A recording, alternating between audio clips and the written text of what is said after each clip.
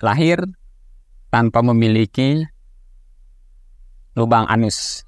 Selain dia Down syndrome, terus ini juga termasuk gizi buruk pada akhirnya. Kemarin aja susah sebenarnya.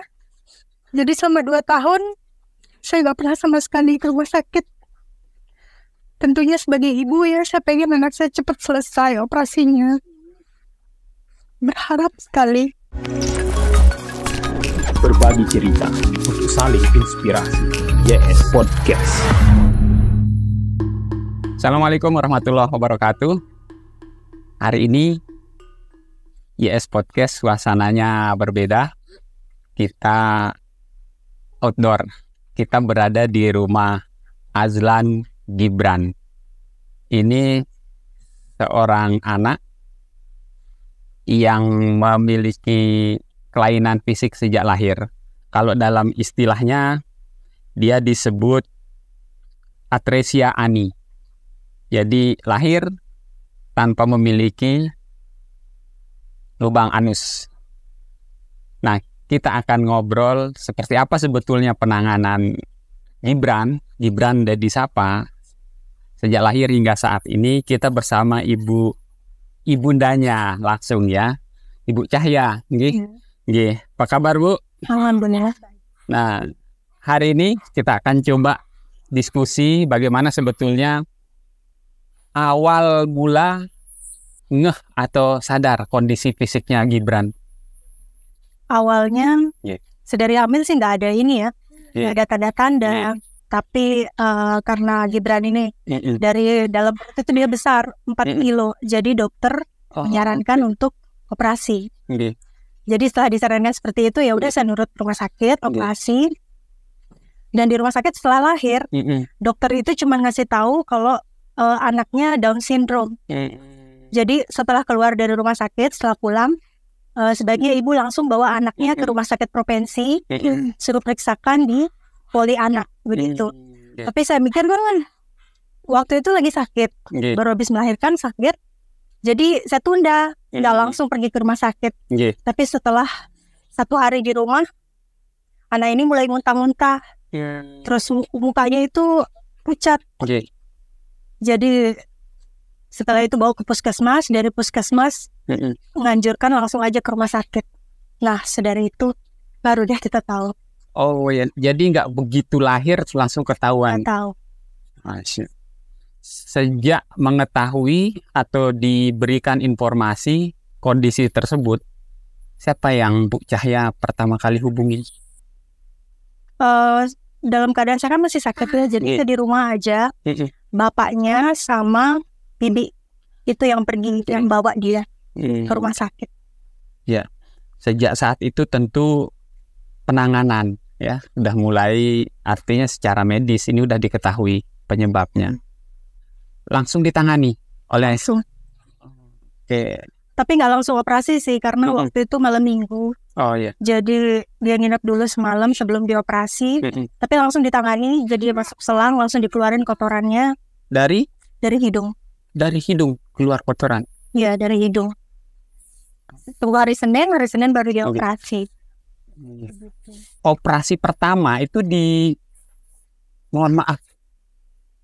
dibuatkan saluran lewat mana? Itu khususnya dikeluarin lewat perut.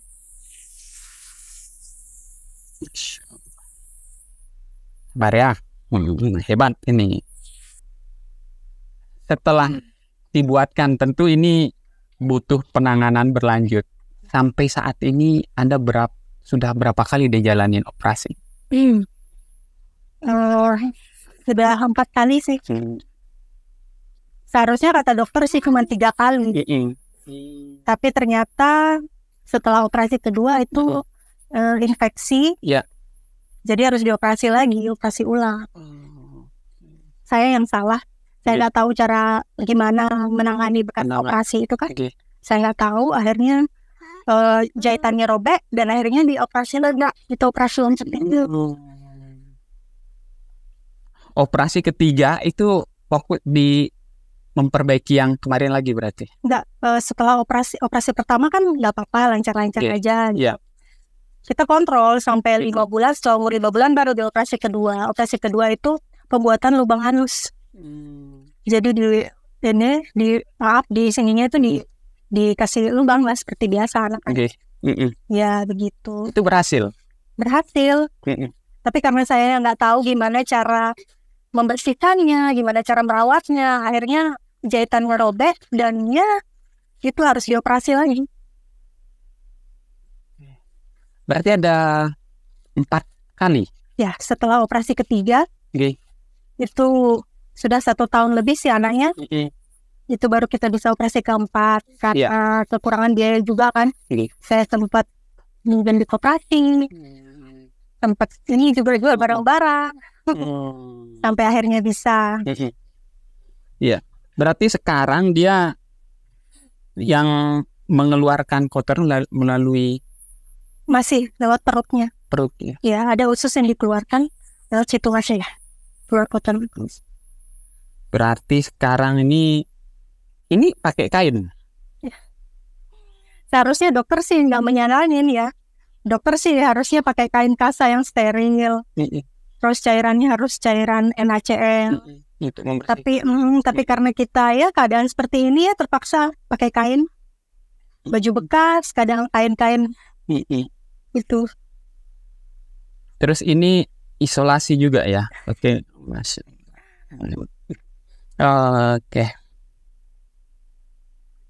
Dari usianya sekarang sudah 4 tahun. 4 tahun ya. 4 tahun dari analisa pertama kali ini kan berarti Down syndrome ya. Down syndrome, terus mengetahui ini lagi, terus apalagi analisa dari tenaga kesehatan yang diidap atau yang ini sama termasuk gizi buruk berarti. Termasuk gizi buruk. Dari bapaknya dokter tumbuh kembang. Dia juga hipotiroid. Itu tulang-tulangnya lemas. Jadi sampai sekarang juga dia belum bisa berdiri, belum bisa jalan. Bicaranya juga? Bicara juga. Sekarang di usia 4 tahun dia ya? Ya, 4 tahun. 4 tahun, anak hebat. Jadi anak hebat ya. Dari berbagai penanganannya, apa yang sebetulnya Bu Cahya inginkan pada kondisi saat ini? Ya, tentunya bisa lanjut operasi sampai selesai. Kalau dari keterangan dokter, operasi yang dalam waktu dekat apalagi yang? Fistula. Ya, penanganan di apa itu? Ada saluran, jadi kotorannya itu keluar lewat pipisnya. Jadi itu dulu sebelum tutup stoma. Setelah fistula selesai, harusnya tutup stoma. Gitu. Setelah tutup stoma selesai. Iya. Terus ini kondisi seperti ini berapa kali harus dibersihkan per harinya? Lebih dari 5 kali sehari. Ya, sehari, malam juga. Tapi terkadang namanya malam ya kita ketiduran. Kadang pagi-pagi udah habis, sudah basah gitu. Kotoran.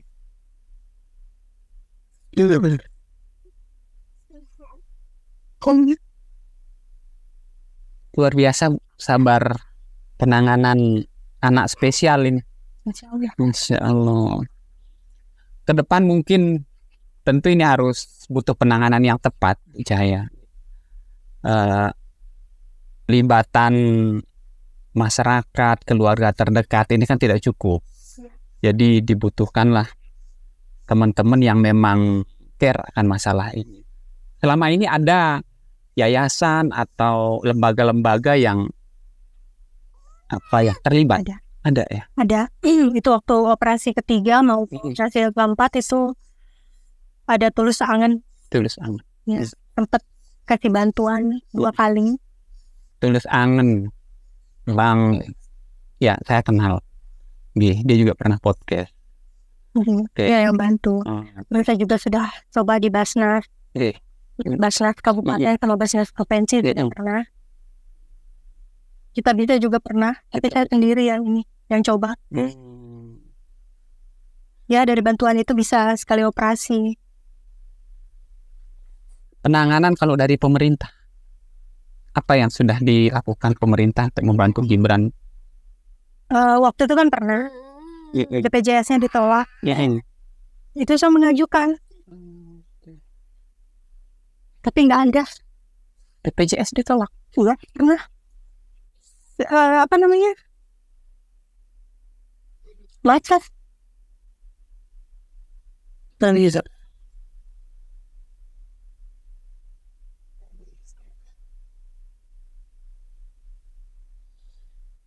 Luar biasa. Sebagai ibu hebat, ini anak spesial, Ibu Cahya diberikan kuat ya, Bran. Kalau tadi ini kan butuh penanganan khusus selain dia Down syndrome, terus ini juga termasuk gizi buruk pada akhirnya. Nah, kemudian ditambah lagi dengan anestesia ani namanya ya, tidak ya, akhirnya dibuatkan lubang, dikeluarkan ususnya untuk membuang kotorannya. Nah, dari penanganan tadi nih Bu, ini kan berbahaya, terus tidak steril, kemudian ditambah lagi dengan gizi buruk. Ini butuh kolaborasi yang sangat luas, butuh kolaborasi banyak orang. Jadi kalaupun seandainya ini ditangani oleh operasinya oleh BPJS, namun kan yang lain masih butuh. Ya, sangat. Masih butuh banyak penanganan. Kalau dari asupan gizinya itu seperti apa dipenuhin? Kalau saya sehari-hari sih ya standar aja, nasi lauk sama udah air putih itu aja. Sedangkan yang dia butuh susunya itu harus yang bermerek ya, yang sesuai sama kebutuhannya. Tapi sudah lama sekali saya nggak pernah kasih itu. Terus vitamin juga nggak pernah. Karena memang benar-benar kekurangan biaya. Kalau dari setiap kali membuka bungkus ini, dia sering rewel nggak? Jadi kan 5 kali sehari. Lebih kadang. Apalagi kalau dia. Ini untuk tahu indikasi gantinya ini seperti apa? Awalnya diajari dokter. Kalau dokter sih harusin pakai kantong stoma. Oh iya. Tapi kantong stoma itu mahal. Jadi saya mikir lah, gimana nih yang termurah. Iya. Ya, jadi cuma pakai tisu sama itu. Kain Indikasi. Jadi di sini bisa dipastikan sudah ada kotorannya di dalam ini. Iya, kalau terlihat dia basah pasti ada kotorannya. Jadi itu lihat ininya ya. Iya. Terus untuk Down syndrome-nya ini, kan ini butuh perhatian khusus juga. Iya, seharusnya dia sekolah, istilahnya sekolah apa sih namanya? Yang SLB ya, terapi ya. Ya, tapi nggak pernah sama sekali. Jadi saya waktu di rumah sakit itu fokus sama ini operasinya. Jadi kalau dokter ditunggu kembang suruh dia terapi, saya nggak pernah. Karena lebih fokus untuk ininya dulu. Pengobatan fisiknya ya. Operasinya ya. Sudah selesai insya Allah, kalau memang ada rezeki bisa kita sekolahkan jadi terapi gitu sampai dia. Jadi sahabat YS Podcast, sahabat yang berada dimanapun, ternyata tidak cuman satu hal yang menjadi fokusnya Bu Cahya di sini. Selain dari dia ini tidak memiliki lubang anus, jadi buang kotorannya itu dibuatkan lubang di perutnya berarti Bu ya. Ada lubang ini di perutnya. Kemudian itu tuh biaya keberlanjutan penanganan ini harus sering diganti. Jadi setiap buang kotoran harus diganti. Dia juga Down syndrome dan gizi buruk. Wah, ini pemerintah, terutama buat pemerintah daerah. Ini bagaimana sebetulnya penanganan kesehatannya? Ini sudah ada di tengah-tengah kita juga, masyarakat kita yang ada di sini.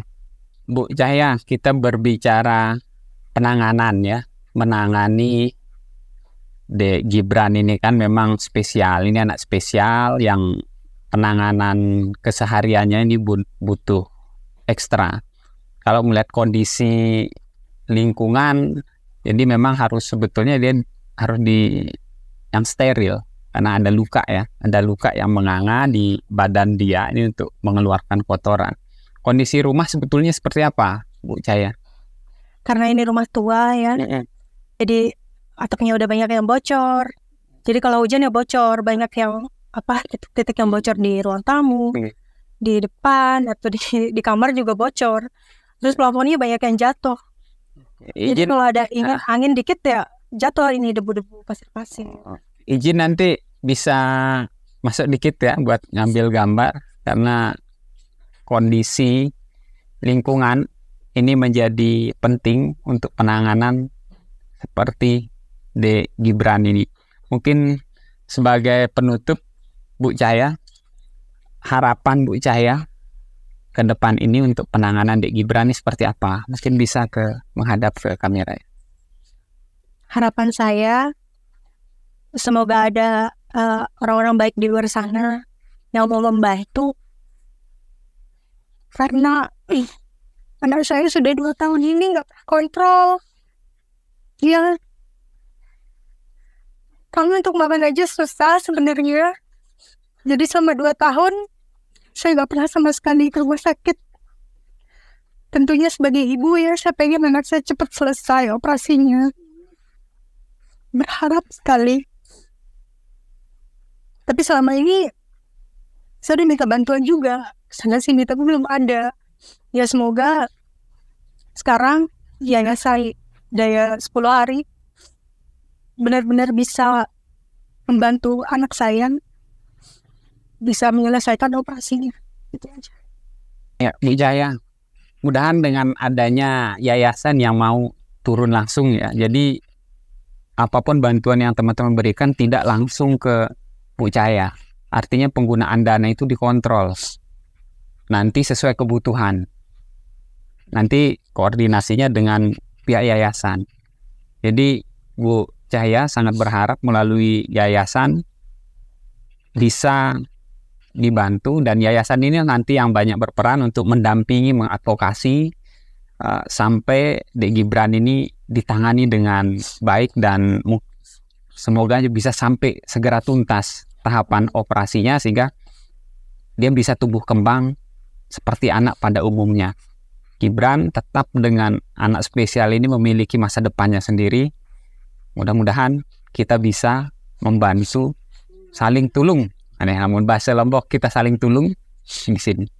Sudah ada Yayasan Daya Hari 10 yang mendampingi Bu Cahya ya. Alhamdulillah, ini kabar yang bagus. Nah, selama ini apa yang sudah yayasan bisa bantu untuk keperluan Bu Cahya dan Dek Gibran? Untuk saat ini mau fasilitasi kendaraan transport. Jadi kalau saya mau ke rumah sakit, beliau menyiapkan ambulan. Ya. Apalagi ada hal-hal lain lagi yang sudah coba dibantu fasilitas? Karena ini baru ya. Jadi belum. Kita bersyukur sudah ada yang mendampingi. Nah, ini luar biasa. Yuk, bersama teman-teman kita mesti bisa bantu Dek Gibran. Dek Gibran, wah dia ngantuk rupanya itu ya. Ya, nanti lebih teknisnya baca kolom deskripsi, dan di akhir video ini kita akan cantumkan nama yayasan beserta silakan yang ingin membantu bisa ada nomor rekening yang kami cantumkan. Mari kita bersama bantu sesama. Demikian obrolan saya hari ini. Semoga dari obrolan ini kita bisa belajar bagaimana untuk terus peduli terhadap sesama, terutama di lingkungan sekitar kita. Mungkin itu yang bisa kita sampaikan pada hari ini. Dek Gibran, Assalamualaikum warahmatullahi wabarakatuh. Waalaikumsalam. Berbagi cerita untuk saling inspirasi. YS Podcast.